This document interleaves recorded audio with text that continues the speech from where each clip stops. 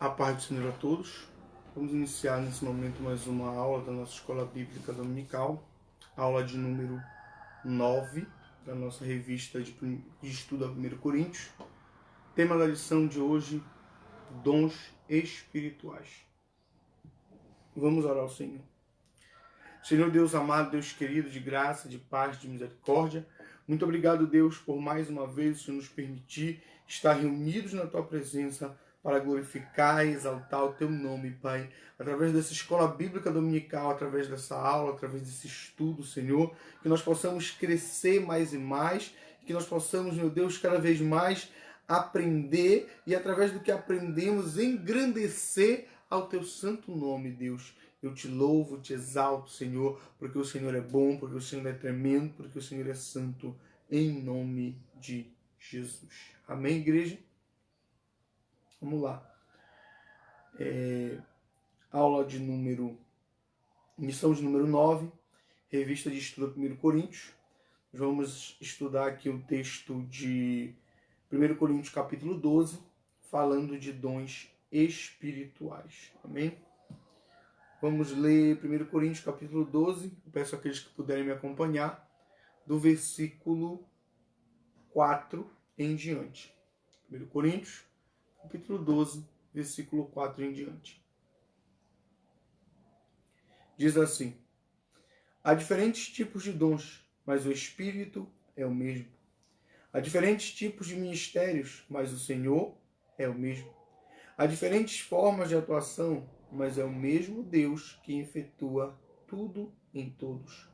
A cada um, porém, é dada a manifestação do Espírito, visando ao bem comum. Pelo Espírito, a um é dada a palavra de sabedoria, e a outro, pelo mesmo Espírito, a palavra de conhecimento. A outro, fé, pelo mesmo Espírito. A outro, dons de curar, pelo único Espírito.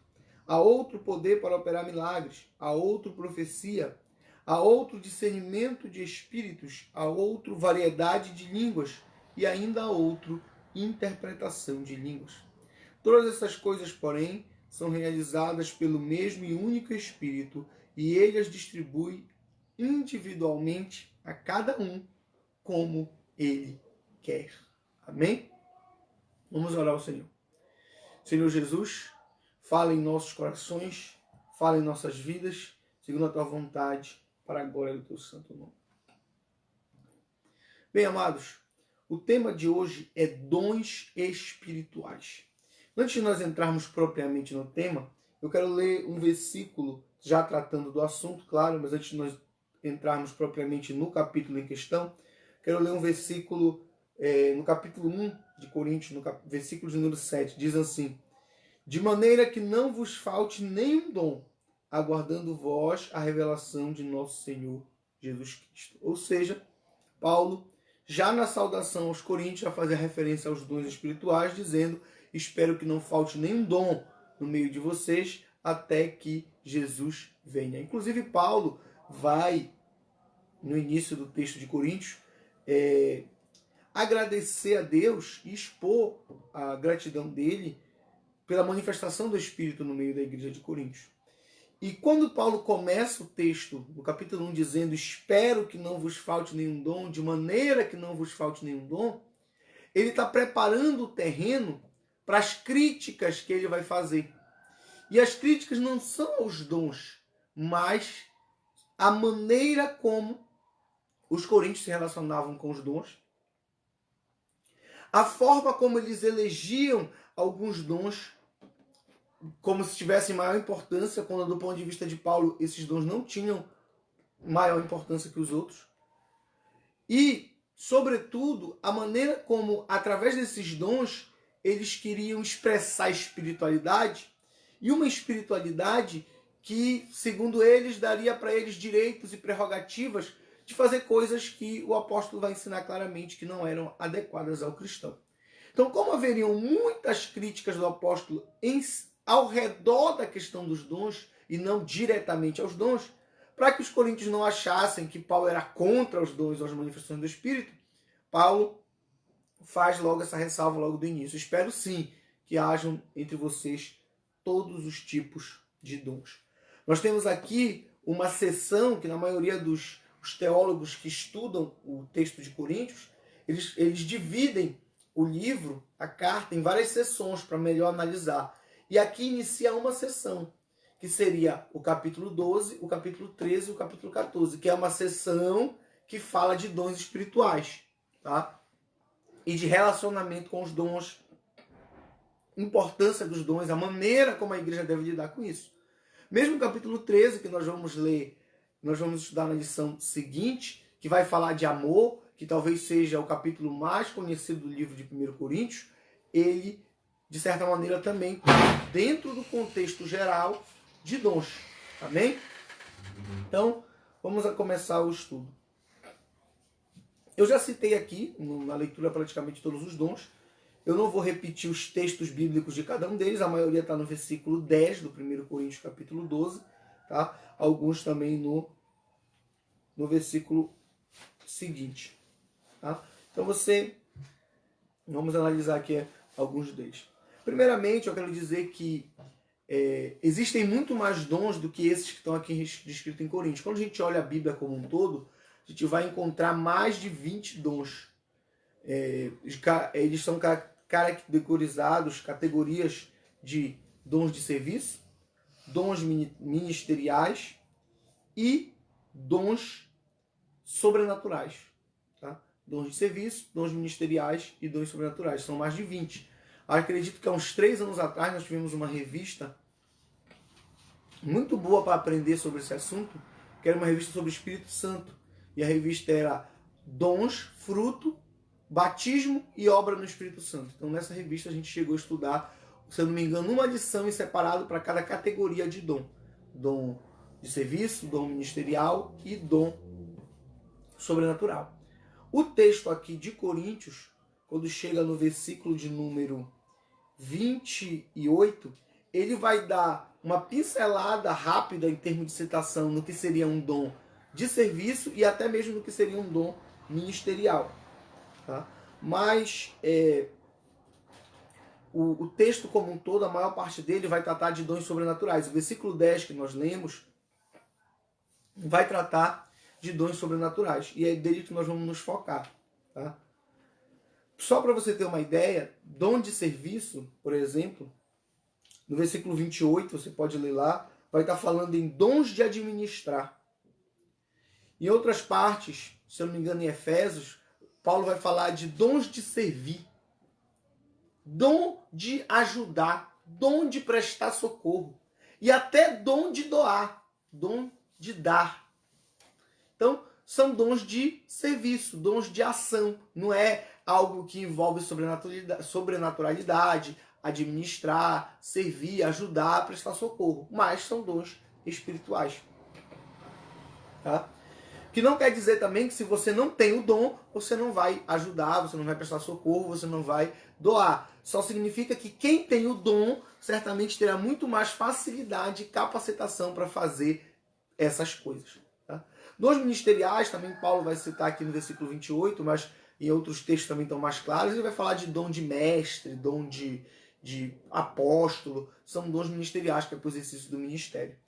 Aqui, a maior parte dos dons do versículo 10 são dons sobrenaturais, e neles é que nós temos aí um grande diferencial. Tá? Em termos de teologia atual, existe também a discussão dos dons ministeriais, mas os dons sobrenaturais, em geral, algumas igrejas são taxadas como, são vistas como cessacionistas, porque acham que esses dons não existem mais. Tá? Os presbiterianos, por exemplo, são um grande exemplo. Boa parte, não todos, dos grandes teólogos presbiterianos são cessacionistas. Significa o quê? Eles não acreditam mais que certos dons possam se manifestar hoje em dia. Inclusive, dons de línguas, dons de profecia, dons de revelação, dons de cura. A maior parte dos teólogos presbiterianos de linha calvinista são cessacionistas. Nós, por outro lado, somos continuistas. O que é um continuista? É aquele que acredita que todos os dons que existiram nos tempos bíblicos continuam existindo nos tempos de hoje. Todos os dons, sem nenhuma exceção. Amém? Vamos aqui analisar alguns desses dons. Vamos lá. Primeiramente, dons de inspiração. Primeiro, dom de profecia. Os dons de inspiração são relacionados à fala. São dons que se manifestam no homem, que se manifestam na mulher através da fala. Só eles se manifestam através da fala? Não, existem outros dons que podem se manifestar através da fala, mas não necessariamente. Nos dons de inspiração, todos eles se manifestam através da fala. Tá? O primeiro dom de inspiração que nós temos aqui é profecia. O dom de profecia, o termo significa falar em nome de alguém. É obviamente que, no nosso contexto, profetizar vai ser falar em nome de Deus. Tá? Então, quero que você entenda, compreenda isso, que não necessariamente a profecia tem a ver com revelação de coisas ocultas ou com revelação de coisas que vão ainda acontecer. Há um outro dom, que nós vamos ver mais à frente, que está relacionado diretamente com revelação de coisas ocultas ou revelação de coisas que ainda estão a acontecer. Pode na profecia haver revelação de coisas ocultas? Pode. Pode na profecia haver revelação de coisas que vão acontecer? Pode, e é muito comum também. Profecia preditiva, que fala do futuro. Porém, a profecia ela pode estar relacionada simplesmente a uma palavra de repreensão, sem necessariamente trazer uma revelação nova. Por exemplo, pode Deus, no meio de um culto, pode Deus, na hora de um culto, tomar um pastor ou um obreiro, alguém na obra do Senhor, no meio de uma oração, e profetizar, e dizer, por exemplo, que aquela igreja precisa orar mais, dizer, por exemplo, que aquela igreja precisa jejuar mais, dizer, por exemplo, que aquela igreja precisa evangelizar, precisa buscar a palavra, precisa ir nas ruas, visitar nas casas. Pode ser uma profecia dessa. Se você ouvir uma profecia dessa, você vai notar que, por exemplo, poxa, não revelou nada, não tem nada de... Isso daí a gente sabe o que a gente tem que fazer. A igreja não está fazendo, mas sabe o que tem que fazer. Por exemplo, assim, não mostrou nada em oculto, não disse o que ia acontecer, mas foi uma profecia. Um homem ou uma mulher de Deus falando em nome de Deus, trazendo uma repreensão. Inclusive, se você for prestar atenção nos profetas do Antigo Testamento, isso era muito comum. A maior parte das profecias no Antigo Testamento eram profecias de repreensão, onde Deus falava para Judá, falava para Israel e chamava atenção. E muitas vezes na profecia, inclusive, não se falava em coisas ocultas, mas em coisas conhecidas.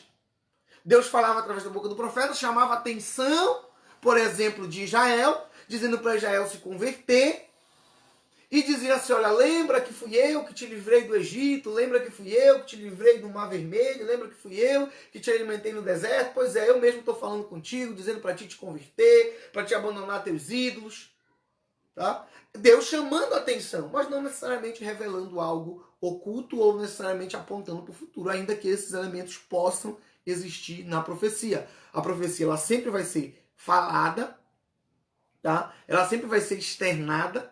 Não vejo assim a necessidade, é raríssimo, mesmo no contexto bíblico, de ver, tem aqui uma profecia, mas Deus deu a profecia para o profeta e não é para ele falar para ninguém. A gente vai encontrar, sim, em Daniel e João, partes da profecia que Deus vai dizer para eles, olha, guarda aí. Mas a profecia, em geral, ela sempre vai ser entregue, ela sempre vai ser proferida. Tá? Então a profecia está sempre relacionada à fala e é sempre Deus falando com o povo, chamando a atenção do povo. Pode ser de uma pessoa em específico, mas é muito comum as profecias também elas se dirigirem a uma comunidade em sentido mais geral. Amém? Segundo tópico, variedade de línguas. Tá? O dom de variedade de línguas, ele, de certa maneira, é manifesto em Atos 2, tá? Apesar de que na visão teológica pentecostal assembleiana, não necessariamente quando alguém fala em línguas no momento do batismo no Espírito Santo, ele tem um dom de línguas. Existe a evidência do dom de línguas, onde a pessoa fala em línguas e na hora do batismo depois, às vezes, nunca fala mais, não fala de novo, a não ser que ela venha receber o dom de línguas. Mas no dom de línguas, a pessoa ela é capacitada a ela falar uma língua, tá? Que não é uma língua natural, é uma língua sobrenatural. Tá bom? Aí você vai poder dizer assim, pastor, mas lá em Atos 2, a língua que eles falaram era uma língua natural. Só que não. Isso é um engano. A língua que foi falada em Atos 2 era uma língua sobrenatural. Quero que você preste bastante atenção no que eu vou dizer. Se você quiser, depois você revisa o texto de Atos 2. Tá? Em nenhum momento a Bíblia vai dizer literalmente que os apóstolos falaram, eles proferiram línguas especificamente estrangeiras. O que a Bíblia vai dizer é que eles falaram línguas que foram entendidas como línguas estrangeiras. Cada um ouviu segundo aquilo que era a sua língua materna. Tá? Outro detalhe que eu quero chamar a atenção de vocês é o seguinte, que em nenhum momento o texto de Atos 2 vai dizer que quando os apóstolos falaram em línguas, que todos os que estavam ali ouviram as línguas, em cada um em seu idioma. Não são todos que estavam ali. Tá? Isso é uma outra confusão muito comum. As pessoas acham que quando o Espírito Santo desceu ali em Atos 2, que os apóstolos e os discípulos, os 120 que estavam no cenáculo, começaram a falar em línguas, que todas as pessoas que estavam ali ouviram eles em línguas estrangeiras. Só que não é isso que está escrito. Se você for ler Atos capítulo 2, versículo 5, vai estar escrito assim, ó, havia em Jerusalém judeus devotos. Ou em outras traduções vai dizer, havia em Jerusalém judeus tementes a Deus. Ouvindo o som da multidão, eles se juntaram. E cada um ouvia na sua língua. Então, o texto de Atos 2 não vai dizer que todas as pessoas que estavam ali ouviram os apóstolos falar em línguas estrangeiras. Não. Ela vai dizer que haviam judeus devotos, haviam judeus tementes a Deus, e esses ouviram. Como nós bem sabemos, nem todos os judeus ali eram devotos, nem todos os judeus ali eram tementes a Deus. Tanto que boa parte deles se envolveu com a morte, a crucificação de Jesus. Então o texto de Atos 2 não vai dizer que todo mundo ouviu em língua estrangeira, mas apenas os judeus devotos, apenas os judeus tementes a Deus. Então nós vamos entender que nesse texto, ainda que não esteja explícito de maneira clara, houve uma manifestação tanto da variedade de línguas como da interpretação de línguas. Tá? Alguns falaram e outros entenderam, mas outros não entenderam. Como a gente sabe que outros não entenderam? Pelo próprio texto de Atos 2. Porque veja bem, em determinado momento, o apóstolo Pedro ele vai se levantar. Tá? No versículo 13, vai dizer que alguns outros, significa o que alguns outros? Aqueles que não eram judeus tementes a Deus. Alguns outros diziam, eles estão bêbados, estão tomados de vinho. Aí Pedro, no versículo 14, vai se levantar e vai dizer assim, olha irmãos, não digam que estão tomados de vinhos, sendo ainda 9 horas da manhã. Sendo ainda tão cedo. Porém, o que vocês estão vendo é a manifestação do Espírito Santo, e vai citar Joel, a profecia do profeta Joel. O que nós vamos entender aqui, analisar aqui é o seguinte. Aqueles que, judeus tementes a Deus, do versículo 5, que ouviram as línguas estranhas e entenderam nas suas línguas, porque Deus assim os permitiu, ficaram maravilhados. Como nós podemos ouvir eles que são galileus, que não sabem língua estrangeira, e um ouve em parto, outro ouve em medo, outro ouve no idioma elamita, ficaram maravilhados. Agora, aqueles que não eram necessariamente tementes a Deus e que não conseguiram entender, o que eles ouviram? Eles ouviram algo certamente muito similar ao que nós ouvimos ou que nós falamos hoje nas igrejas cristãs, nas igrejas pentecostais, que é a língua estranha, que para quem não tem a interpretação, ele vai ouvir, e isso vale até mesmo para nós mesmos, se nós não tivermos a interpretação, expressões de som que não tem sentido na língua. Quando a gente ouve expressões de som que não tem sentido na língua, que eles ouviram expressões de som que não tem sentido na língua, para eles, é um bando de bêbado. Que blá blá blá é esse? Que sílaba para cá, sílaba para lá, que a gente não entende nada. Entendeu? Então no versículo 5 vai dizer, os judeus tementes a Deus ouviram e entenderam, cada um na sua língua. Mas no versículo 13 vai mostrar que outros que não entenderam, disseram, estão bêbados. Estão bêbados. Tá? Então daqui nós já podemos entender que mesmo em Atos 2, o que houve na manifestação de línguas não era necessariamente, Pedro falou grego, João falou elamita, o fulano ali falou a língua persa, Tiago falou persa. Não. Eles falaram uma língua sobrenatural. E Deus permitiu que judeus tementes, judeus zelosos, cada um escutasse na sua própria língua. Cada um escutou na sua própria língua. Veja que o sobrenatural aqui também está no ouvir. Tá? Porque eles dizem assim, ó, cada um de nós escuta na sua própria língua. Quer dizer, ele fala uma coisa e eu que sou grego entendo, o outro que é elamita entende, o outro que é persa também entende. Como isso? Então, certamente, o que ele falava não era grego, não era elamita, não era persa. Ele falava uma língua sobrenatural e Deus, a esses judeus tementes, permitia que cada um entendesse na sua língua. Então, houve um milagre em Atos 2, tanto no falar como houve um milagre no ouvir. Tanto que, repito, o versículo 5 diz que quem ouviu em sua língua estrangeira eram judeus tementes a Deus. Eram judeus devotos, tementes a Deus. E no versículo 13 vai mostrar que outros que não entenderam vão taxar os apóstolos como bêbados, os discípulos como os bêbados. Eu acho importante citar isso, porque muitos não têm esse conhecimento, não pararam para observar o texto dessa maneira e pensam que em Atos 2 a manifestação, os apóstolos falaram diretamente língua estrangeira, enquanto que lá em Coríntios 14 já se fala um outro tipo de língua estranha. Mas não é. É a mesma línguas estranhas.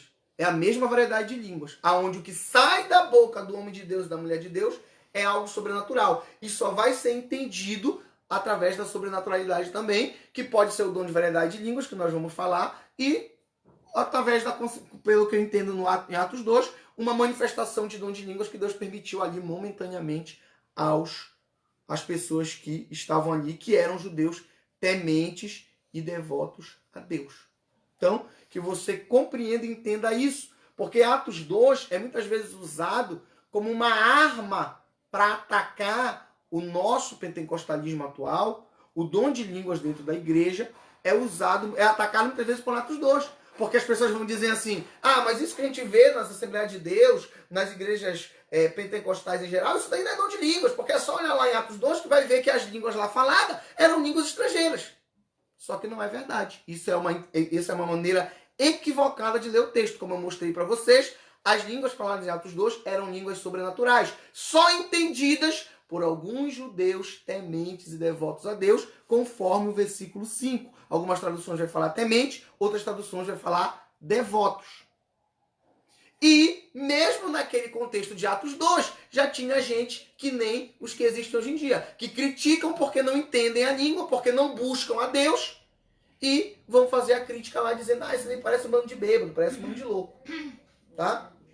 Então, por isso que Pedro se levanta e vai dizer, como vocês podem achar que estão bêbados, sendo ainda 9 horas da manhã, isso daí remete a um outro assunto que eu ainda não tratei ainda, mas posso tratar, venha tratar no outro dia, que, por exemplo, naquela época, o processo de fermentação das bebidas era muito diferente do de hoje, tá? Não havia destilamento, então, para alguém ficar bêbado naquela época, ele precisava beber demais, beber muito. Não existiam bebidas como existe de hoje, que uma quantidade mínima faz as pessoas ficarem bêbadas. Então Pedro falou assim, o que vocês estão falando é contra a lógica, ainda é muito cedo para alguém estar bêbado. Isso é compreensível para Pedro naquele momento, naquela época. Hoje em dia, essa mesma argumentação não seria compreensível, porque hoje em dia existem bebidas alcoólicas com teor alcoólico muito maior do que o havia naquela época. E aí Pedro vai defender a manifestação dos dons. Se alguém quiser mais informação sobre a natureza do dom de línguas, alguns meses atrás eu concluí a minha especialização em Teologia e Interpretação Bíblica e eu fiz um TCC, uma monografia de 15 páginas, se eu não me engano, só tratando sobre a natureza do dom de línguas. Eu não trato nem sobre o dom de línguas em geral, mas só sobre a natureza. O que significa a natureza do dom de línguas? O que saía da boca de quem falava o dom de línguas no texto bíblico, com referência específica em 1 Coríntios 14, mas também analisando muito cuidadosamente o texto de Atos 2. Então a gente vai analisar ali e explicar versículo por versículo, parte por parte, discutindo com vários teólogos nacionais e internacionais sobre esse assunto. Se alguém tiver interesse, em conhecer o trabalho, é só entrar em contato comigo no PV. Eu já disponibilizei, acredito, aos obreiros, mas os demais tiverem interesse é só analisar. É muito importante, tá? Não porque eu acho que o dom de língua seja mais importante do que qualquer outro dom, mas porque, como pentecostais, a questão da natureza do dom de línguas faz com que nós sejamos muitas vezes atacados por pessoas que não têm a compreensão adequada e interpretação correta a respeito dos dons. Por isso que eu escolhi dedicar alguns meses para desenvolver o trabalho em si. Vamos continuar. Interpretação de línguas. Tá? A interpretação de línguas é a capacidade sobrenatural de análise, de entender o que está sendo dito através das línguas estranhas. Tá? Veja bem que nós não falamos dom de tradução de línguas, mas dom de interpretação de línguas. Tá? Muitas pessoas vão argumentar, vão dizer, claro, que interpretação e tradução é a mesma coisa. Mas no contexto bíblico nós vamos ver que não necessariamente interpretação e tradução é a mesma coisa.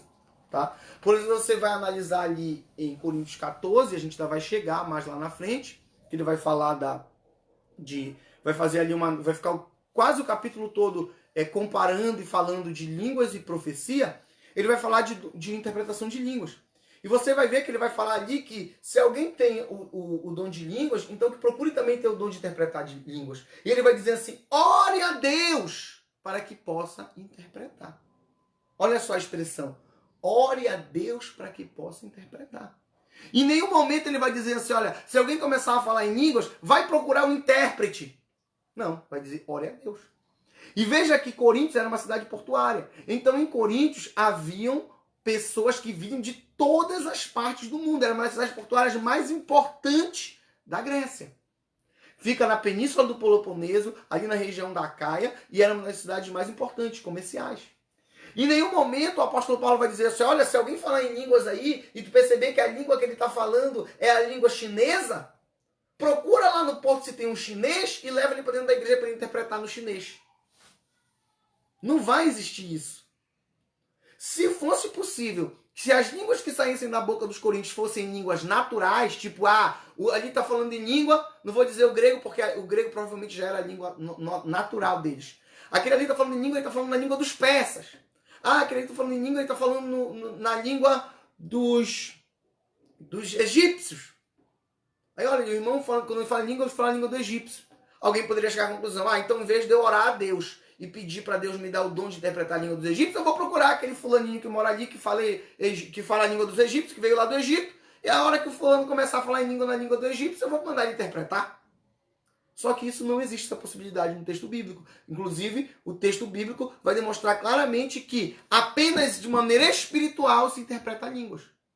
O que novamente vai apontar para a natureza da língua falada, que não é necessariamente um idioma humano. Porque se ela fosse, se a língua saída da boca do homem e da mulher no texto bíblico fosse um idioma humano, então seria possível sim você encontrar alguém que nasceu, ou que aprendeu, que conheceu.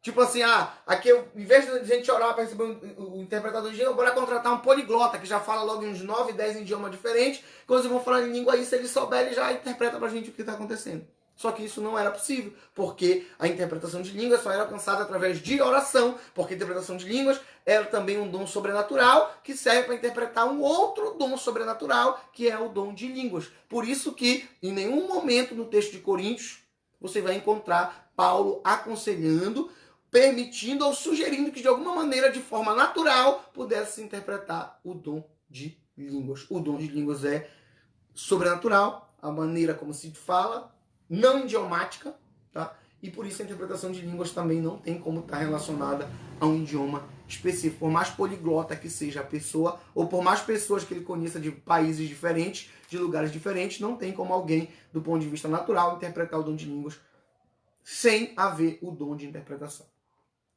É importante falar nisso porque é um dom praticamente esquecido, praticamente abolido pela igreja. As pessoas hoje em dia não fazem muita questão a respeito desse dom, não buscam esse dom, mas nós vamos ver lá no texto de Coríntios 14 que a referência é muito clara em relação à importância dele, mas eu vou deixar para quando chegar lá. Que vai ser daqui com 2 aulas, aula 11. Vamos lá. Dons de revelação. Tá? Dons de revelação nós temos palavra de sabedoria. Tá? Você vai encontrar lá em 1 Coríntios 12, 8 a citação. Faço aqui um parênteses para dizer que a maneira como nós entendemos esses dons no contexto daquela época tem muito a ver com interpretação e com teologia, porque você não vai encontrar Paulo dizendo dom de profecia, profecia é isso, isso, isso, isso. Dom de línguas, línguas é isso, isso, isso. Interpretação é isso, isso. Dom de sabedoria é isso, isso, isso. Você não vai encontrar Paulo se referindo dessa maneira. Por quê? Porque ele falava algo que para ele era conhecido, e para quem lia o texto dele também era conhecido, então ele não precisava ficar explicando algo que todo mundo em tese já sabia. Só que muitas vezes, quando nós olhamos hoje, nós não temos a mesma percepção que nós não estamos no lugar dos coríntios, não sabemos exatamente a mesma terminologia que eles usavam, até considerando a tradução que foi traduzida do grego para o português. Mas, por isso você pode sim ouvir algo que eu estou falando aqui baseado na revista e talvez procurar uma outra fonte teológica e vai encontrar alguma diferençazinha, por causa que existe diferenças aí na maneira de interpretar o que seriam cada um desses dons. Vamos lá. Primeiro, palavra de sabedoria, dons de revelação. Dons de revelação, nós entendemos que é algo que o Espírito nos concede, que Deus nos revela, que Deus nos ensina, o que Deus nos mostra. Tá? Agora, muita atenção. Dom de revelação não tem canonicidade. O que significa isso, pastor? Canônico são os textos bíblicos. Canônica é a Bíblia. Regra de fé infalível ao ser humano. E digo mais, suficiente. Tá? Temos dons de revelação? Sim. Mas a Bíblia sozinha é suficiente para promover a salvação do homem, para ensinar você tudo o que você precisa saber. Então, não venha alguém querer, através de revelação, dizer que Deus me revelou aqui, sei lá, era 10 mandamentos, porque Deus deu para Moisés, mas para mim Deus deu 11. Aí a pessoa vai lá e inventa um mandamento, inventa um 12 mandamento, 12º mandamento. Jesus ordenou o batismo e a ceia, 2 ordenanças, mas agora o Espírito Santo me revelou outra ordenança, eu vou botar aqui outra ordenança. Não. Não há permissão no texto bíblico, nem compreensão teológica que permita que, por qualquer dom de revelação, algo seja acrescentado na palavra. Tá? E muito cuidado também com as pessoas que querem fazer interpretações muito forçadas que levam outro sentido totalmente diferente e alegam revelação. Quer dizer, ele pega um texto que fala em A. Como ele não quer que o texto fale em A, porque às vezes esse texto que fala em A está repreendendo ele, está mandando ele mudar de vida, está mandando ele mudar a maneira como ele conduz o trabalho, ele diz por revelação que esse texto não fala em A, esse texto fala em Z. Algo totalmente diferente. Então, tome muito cuidado com isso. Revelação não tem por objetivo mudar o texto bíblico, muito menos acrescentar coisas no texto bíblico. Um exemplo que a gente vai ter de palavra de sabedoria no contexto do Antigo Testamento é Salomão. Tá? A maneira como ele tinha sabedoria, que ele tinha facilidade de entender, de compreender e de saber das coisas. Mais um, palavra de conhecimento. Ainda no versículo 8 do capítulo 12, a outro, segundo o mesmo Espírito, é dada a palavra de conhecimento. Palavra de conhecimento seria o dom, de acordo com essa interpretação aqui, na teologia aqui da nossa revista, e também mais comumente no meio pentecostal, seria o dom que hoje nós chamamos de dom de revelação. Tá? Porque a gente vê que aqui não existe, na verdade, são dons de revelação. E nos dons de revelação nós temos o dom de palavra de sabedoria, o dom de palavra de conhecimento e o dom de discernimento de espírito. Isso é o que está na categoria bíblica, teológica, tradicional. Mas nós, geralmente, no dia a dia, no comum, no informal, falamos em dom de revelação. E não em dons de revelação. Então, quando geralmente no comum, no informal, você fala em dom de revelação, se você for procurar na Bíblia essa expressão dom de revelação, eu não conheço nenhuma tradução de Bíblia que traga ela. O que você vai ter é palavra de conhecimento, que pela interpretação, pelo que a gente sabe da palavra do conhecimento, seria a mesma coisa que o que a gente chama hoje no informal de dom de revelação. Porque na palavra de conhecimento, pelo Espírito, vão ser reveladas coisas ocultas ou coisas que ainda irão acontecer. Então é basicamente o que acontece no que a gente chama hoje de dom de revelação. Deus deu uma revelação. Geralmente vai estar relacionado a algo oculto ou algo que ainda vai acontecer. E geralmente isso vai estar no sentido de demonstrar muitas vezes o amor de Deus, porque muitas vezes vai falar de livramento. Olha, Deus está revelando que ia acontecer isso, ou que poderia acontecer, mas Deus está te guardando. Ou para demonstrar a própria manifestação do Espírito Santo no lugar, no momento, ali. Quando chega alguém, às vezes sem Jesus, sem Cristo, sem salvação. Às vezes a pessoa passa por um momento angustiado, como você que nos acompanha, que vai na igreja, talvez já viu algumas vezes acontecer, certamente os que vão já viram acontecer. Às vezes as pessoas chegam na igreja e antes de elas virem para a igreja, elas chegaram até a pensar em se matar. No caminho da igreja, às vezes elas pensaram a se jogar na frente de um carro, coisas que às vezes só elas sabem. Mas Deus vai lá e revela, oculto, para aumentar a fé daquela pessoa, para mostrar que há Deus ali naquele lugar. E geralmente isso daí vem com uma coisa para aumentar a fé, para mostrar a força da palavra, a manifestação do Espírito Santo. Então, isso daí é palavra de conhecimento, relacionado a revelar algo oculto, revelar algo que ainda vai acontecer. E não necessariamente essa palavra de conhecimento, não necessariamente ela deve ser proferida. Pode acontecer de você receber alguma revelação que você não necessariamente tem que passar, pessoal, você guarda para você. Inclusive, é muito importante você ter sabedoria, quem recebe a revelação, ou quando você receber alguma revelação, na maneira como você vai falar, tá? Na maneira como você vai passar. Porque, de qualquer maneira, você recebe através do Espírito Santo, mas você passa através das suas próprias palavras, através da sua própria boca. O Espírito não pega a tua boca e move ela, não escolhe as palavras e recita para te dizer. Pode até acontecer, mas não é isso que eu vejo de maneira comum. Então, tome muito cuidado para não acontecer que na hora de manifestar, de passar uma revelação ou de fazer uma manifestação espiritual, você, pela maneira como você faça, você acabe, em vez de promovendo algo bom, promova algo ruim. Eu já vi, por exemplo, já estive em lugares, isso já há muitos anos, há mais de 10 anos atrás, onde eu já vi que através de uma revelação, de uma palavra de conhecimento, causar um problema, um escândalo muito grande. Era uma situação onde havia um casal e as duas pessoas, os dois no casal, não eram crentes. E aí a pessoa que estava ali passando as revelações chamou uma das pessoas, eu acho que foi o marido, se eu não me engano, o homem da relação, e disse assim, olha, que havia ali que Deus estava revelando que havia uma pombagira que estava agindo na vida dele, que ela já via a pombagira ali entrando na casa dele. Isso deu uma confusão que você nem pensa. Porque quando saiu dali da igreja, a mulher já queria brigar com o marido, já queria saber quem era amante, já queria saber o que quando aconteceu, e a confusão foi lá fora e depois ainda voltou para dentro da igreja por causa da pessoa que falou sem sabedoria. Bem? Então nós temos que tomar muito cuidado na maneira como nós vamos expressar aquilo que nos foi dado por Deus através de palavra de conhecimento. Tá bom? E manifesta o poder de Deus, glorifica o Senhor, tá? Porém, não é algo essencial, tá bom? Nenhum dom desse aqui, isoladamente, ele é essencial para a vida do cristão. Isoladamente. Todos eles juntos operam a obra do Senhor. E claro que eles especificamente vão operar a obra do Senhor. O que eu quero dizer para você? Para você ser crente, para você servir a Deus, você não precisa receber revelação de manhã, de tarde e de noite. Tá? Para você ser crente, para você servir a Deus, para você morar no céu, você não precisa ser tomado em profecia de manhã, de tarde e de noite.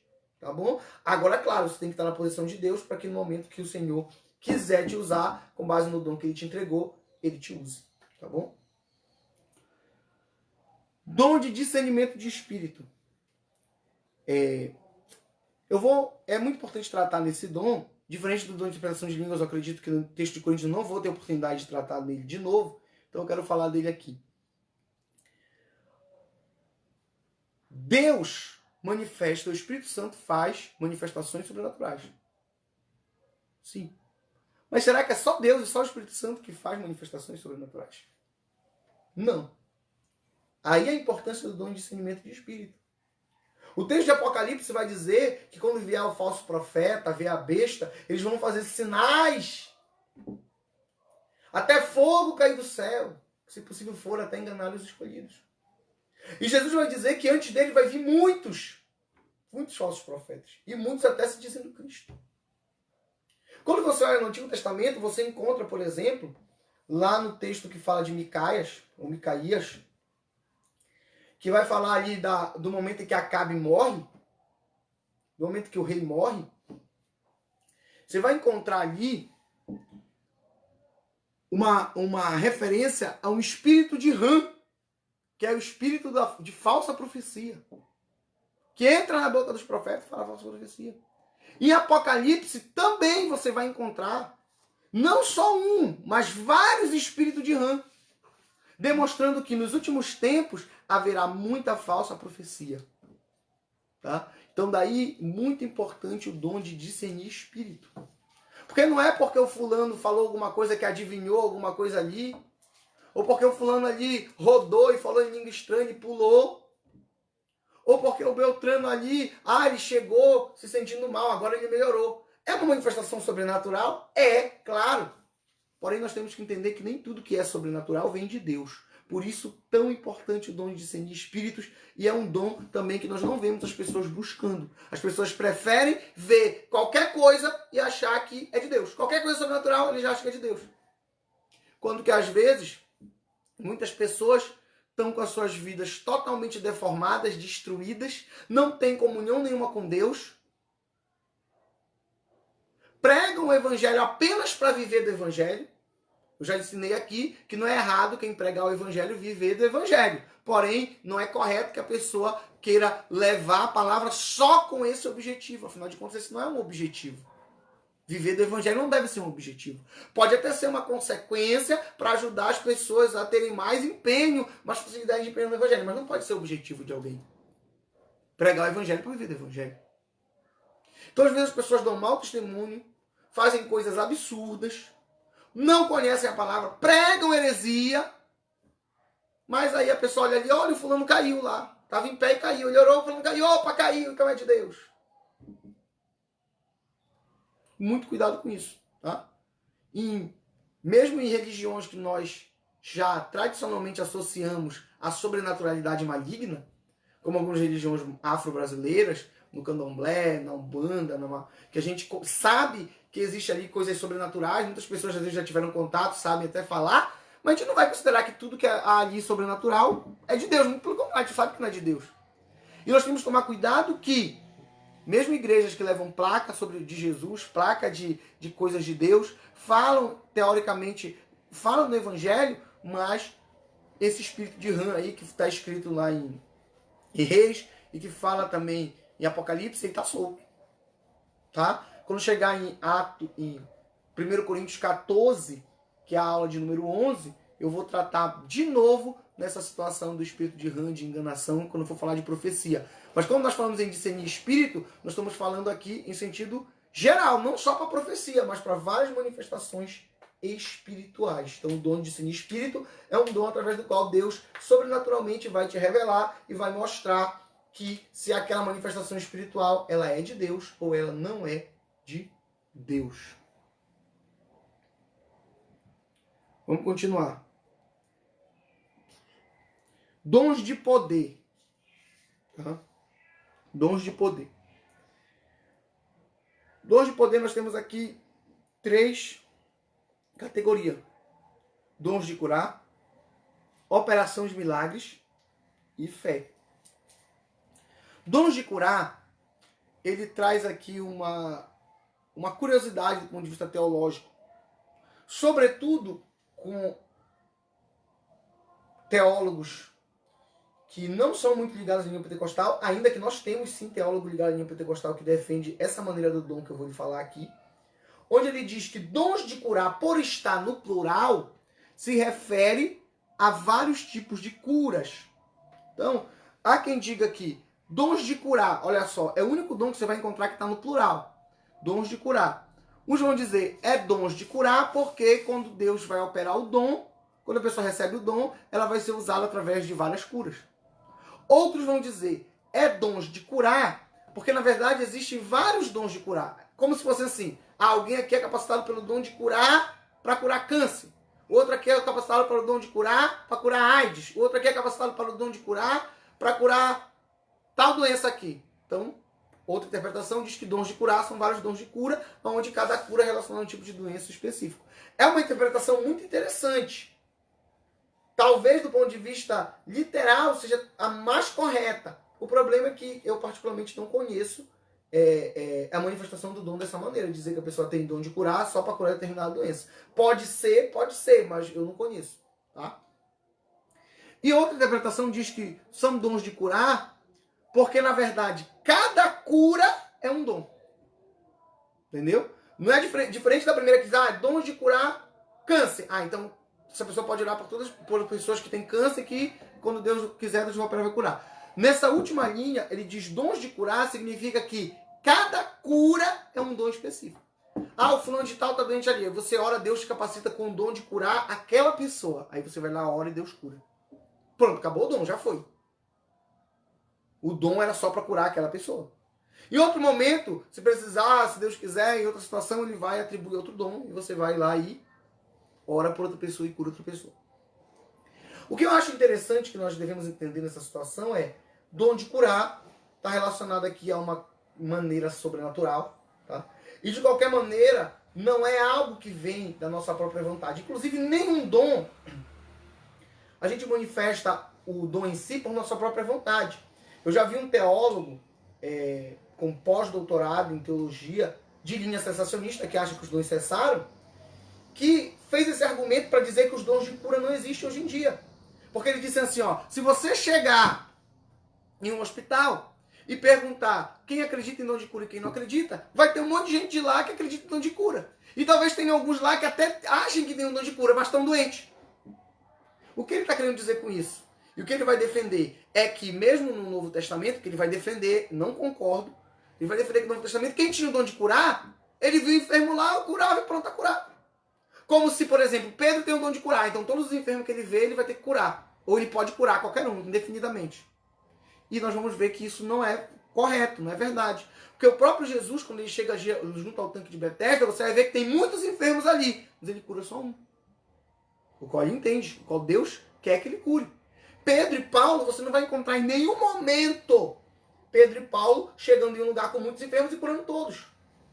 Se o dom tivesse assim à disposição, certamente Pedro e João já tinham curado aquele paralítico ali que fica perto da Porta Formosa há muito tempo, porque todo dia eles entravam ali.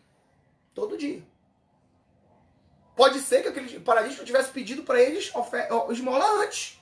Nada impede, porque a Bíblia diz que também todo dia aquele paralítico era colocado ali. Mas só naquele dia específico que o Espírito Santo agiu e ele foi curado. Então, nenhum dom é propriedade nossa. O fato de você ter um dom não significa que você pode sair aí, eu tenho dom de curar, então agora qualquer doente que eu for ver, eu vou sair orando e vai sair curando todo mundo.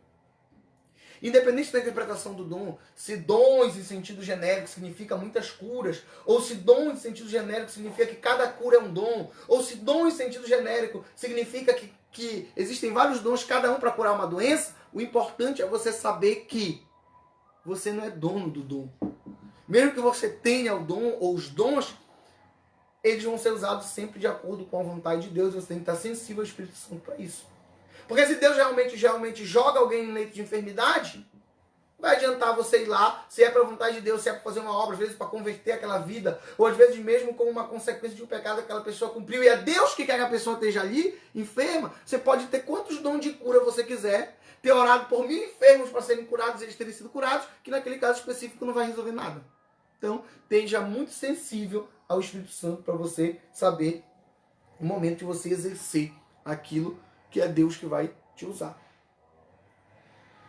Operação de milagres. É uma outra categoria de dom sobrenatural. Tá?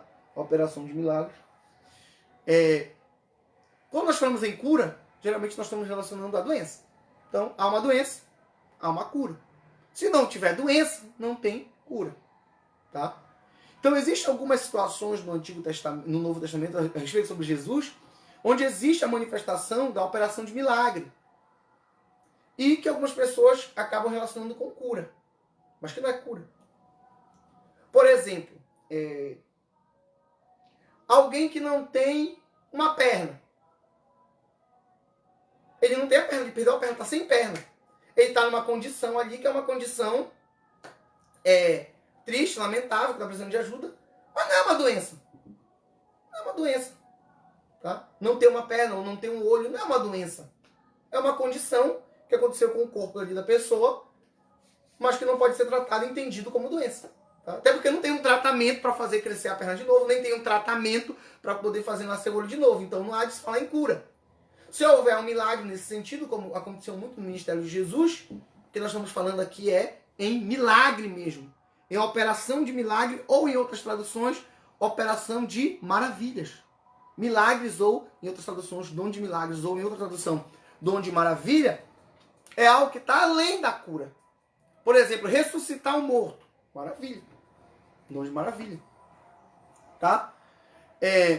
Alguns teólogos também vão interpretar o dom de maravilha também em relação à influência sobre a natureza. Por exemplo, quando Jesus dá ordem ali para Pedro lançar a rede, os peixes vão ali, vão para dentro da rede.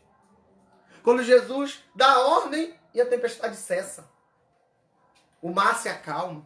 Então, maravilha também está relacionado à influência sobre fenômenos naturais. Olha só, fenômenos naturais, mas que no dom de maravilhas, através da operação de Deus, Deus vai e dá autoridade ao homem e à mulher sobre esses fenômenos naturais da natureza que se revolta contra o homem, que em tese nós não teríamos domínio, mas que talvez através do dom Deus permita o domínio, pelo menos de forma temporária. Por fim, dom de fé. A fé é necessária a todo cristão. Tá? Sem fé é impossível agradar a Deus. Porém, quando nós falamos em dom de fé, nós estamos entendendo aqui fé como no sentido mais forte. No sentido de alguém que determina algo, crendo que esse algo vai acontecer. E esse algo que ele crê que vai acontecer, que ele determina, realmente acontece. Tá? De acordo com a sua fé.